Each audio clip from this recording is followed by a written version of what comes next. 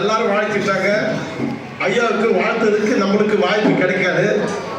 இருந்த போதிலும் இந்த பம்பை உடுக்கை சிறப்பு என்றால் இந்த நாட்டுப்புற இசைக்காக ஐயா அனைத்தும் கலைகளை வைத்திருக்க ஐயா சார்பாக இந்த கலைகள் ஐயா கூட 2 ஆண்டு காலமாக தொடங்கி நான் பயணங்கள் செய்தேன். பயணங்கள் செஞ்சவுடன் ஐயா சிறப்பான முறையிலே எனக்கு அழைப்புகள் கொடுத்தாங்க. சாக உன்னோட நிகழ்ச்சிகளை வந்து எங்களுக்கு கொஞ்சம் செய்தி தரவில்லை என்று. நட்பு என்றால் இதான் நட்பு. ஏன்னு கேட்டா ஐயா சொன்னாரு, என்னுடைய ஐயாவுக்கு சிறப்பு நடக்குது, நாங்கள் இணைப்பு நட்புகள் சொன்னார்கள். அந்த இணைப்பு தான் வேண்டும். இன்னைக்கு அங்கீகாரம் என்றது நிறைய இருக்கிறது. ஐயா போன மாதத்தில் ஒரு விழா வச்சாரு.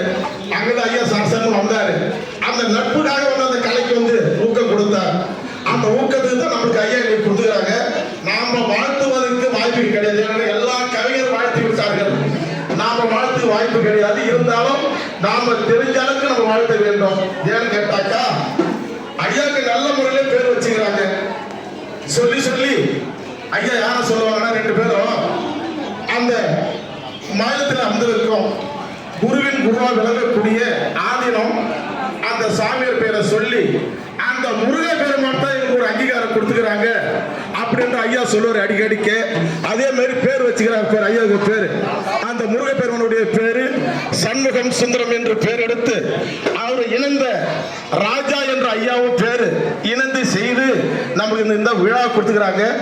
இந்த கவிதைலாம் எழுதக்கூடிய நேரத்தினில் இதுக்கு முன்பாக ஒரு எழுத்து எழுதுவாங்க. இந்த கவிதைக்கு இந்த வசனத்துக்கெல்லாம் ஒரு பேர் ஒன்று எழுதுவாங்க முன்னாடி. அவரை நம்ம அழைத்தா தான் அனைத்து கலைகளுக்கு நல்லா சிறப்பு கிடைக்கும்.